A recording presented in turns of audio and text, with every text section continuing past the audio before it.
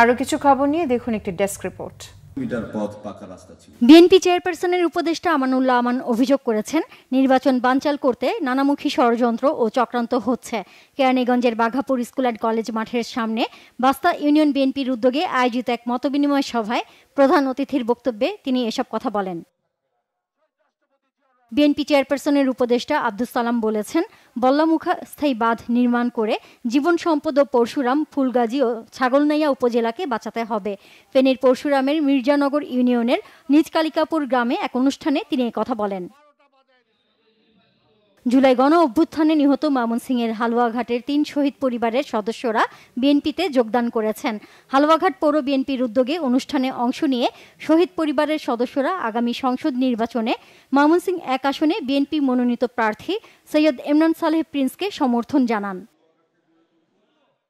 বিএনপির জাতীয় নির্বাহী কমিটির সাংগঠনিক সম্পাদক অধ্যক্ষ আসাদুল হাবিব দুলু বলেছেন, বিএনপি হলো একমাত্র দল যারা সবসময় গণতন্ত্রের কথা বলে।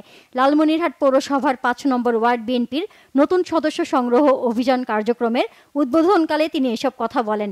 এতে বিশেষ অতিথির বক্তব্য রাখেন জেলা বিএনপির সিনিয়র সহসভাপতি লায়লা হাবিব।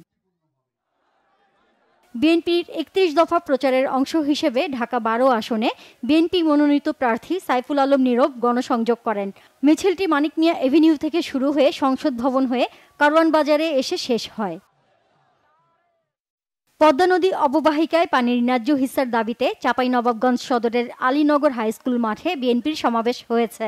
এতে বক্তব্য রাখেন বিএনপি চেয়ারপারসন বেগম খালেদা জিয়ার উপদেষ্টা হারুনুর রশিদ। দলটির শিল্প ও বাণিজ্য বিষয়ক সহ সম্পাদক আমিনুল ইসলামও বক্তব্য রাখেন। এতে বিএনপির ভারপ্রাপ্ত চেয়ারম্যান তারেক রহমান উপস্থাপিত রাষ্ট্র কাঠামো মেরামতের ৩১ দফা উপস্থাপনে জনসভা হয়েছে জামালপুর ১, দেওয়ানগঞ্জ, বকশীগঞ্জ আসনে। সাধুরপাড়া ইউনিয়নের উচ্চ বিদ্যালয় মাঠে এতে প্রধান অতিথির বক্তব্য রাখেন দলের কেন্দ্রীয় কোষাধ্যক্ষ এম রশিদুজ্জামান মিল্লাত।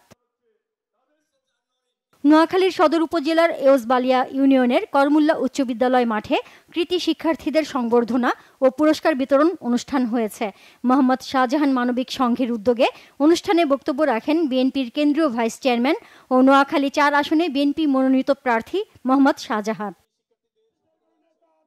নড়াইল ২ আসনে জেলা বিএনপির সাধারণ সম্পাদক ও নড়াইল সদর উপজেলার সাবেক চেয়ারম্যান আলহাজ মনিরুল ইসলামকে ধানের শীষ প্রতীকে মনোনয়ন দেওয়ার দাবিতে নাগরিক সমাবেশ হয়েছে। মালিরবাগ এলাকায় এই সমাবেশ হয়। সাতক্ষীরা ৩ আসনে কাজী আলাউদ্দিনের মনোনয়ন বাতিল এবং বিএনপির কেন্দ্রীয় নির্বাহী কমিটির সদস্য অধ্যাপক ডাক্তার মোহাম্মদ শহীদুল আলমকে মনোনয়ন দেওয়ার দাবিতে টানা ৭ম দিনের বিক্ষোভ মিছিল ও সমাবেশ হয়েছে। সনাতন ধর্মাবলম্বীদের আয়োজনে মিছিলটি উপজেলা সদরের প্রধান সড়ক ঘুরে আসে। জাতীয় বিপ্লব ও সংহতি দিবস উপলক্ষে বাংলাদেশ জাতীয়তাবাদী তাঁতি দল খাগড়াছড়ি জেলা শাখার উদ্যোগে আলোচনা সভা হয়েছে। জেলা বিএনপির কার্যালয়ে এতে প্রধান অতিথি ছিলেন জেলা বিএনপির সহ সভাপতি ক্ষেত্রমোহন রাজা। জেলা তাঁতি দলের সভাপতি আলমগীর মিয়ার সভাপতিত্বে বক্তব্য রাখেন জেলা মহিলা দলের সভাপতি কুহেলি দাওয়ান সহ অন্যরা। নারায়ণগঞ্জের রূপগঞ্জে পিতলগঞ্জ পশ্চিম মোস্তফা ই সুনিয়া দাখিল মাদ্রাসা মাঠে জেলা বিএনপির সাবেক সাধারণ সম্পাদক গোলাম ফারুক খোকনকে সংবর্ধনা দিয়েছে মাদ্রাসার শিক্ষার্থী, অভিভাবক ও শিক্ষক শিক্ষার্থীরা। খাগড়াছড়ির মহালছড়িতে আগাম শীতবস্ত্র বিতরণ করল ওয়াদুদ ভূঁইয়া ফাউন্ডেশন। মহালছড়ি সদর ইউনিয়নে প্রায় ২ শতাধিক হতদরিদ্র মানুষের মাঝে শীতবস্ত্র বিতরণ করা হয়। রাঙ্গামাটি সদর জোনের উদ্যোগে স্বাস্থ্য সচেতনতামূলক মেডিকেল ক্যাম্পেইন ও বিনামূল্যে ওষুধ বিতরণ করা হয়েছে। উপজেলার হারাঙ্গিপাড়া উচ্চ বিদ্যালয় মাঠে সেনাবাহিনী সদর জোনের উদ্যোগে এই মেডিকেল ক্যাম্পেইন পরিচালনা করা হয়। ১০ম গ্রেড সহ ৬ দফা দাবি বাস্তবায়নে মানববন্ধন করেছে radiology and imaging technologist society. প্রেসক্লাবের সামনে মানববন্ধনে ডিপ্লোমা মেডিকেল টেকনোলজিস্টদের পদমর্যাদা ১১তম গ্রেড থেকে ১০ম গ্রেডে উন্নীত করার দাবি জানানো হয়। এতে সভাপতিত্ব করেন জহিরুল ইসলাম ও সঞ্চালনা করেন সালেহিন আবেদিন তানিম।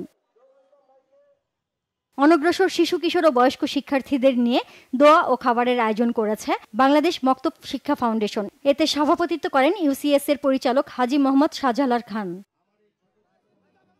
খুলনার খালিশপুর থানা ছাত্রদল আয়োজিত ২৪-এর গণ অভ্যুত্থানের শহীদদের স্মরণে আন্তঃস্কুল ফুটবল টুর্নামেন্টের উদ্বোধন করেছেন বিএনপির কেন্দ্রীয় সংসদের ছাত্র বিষয়ক সম্পাদক রকিবুল ইসলাম বকুল।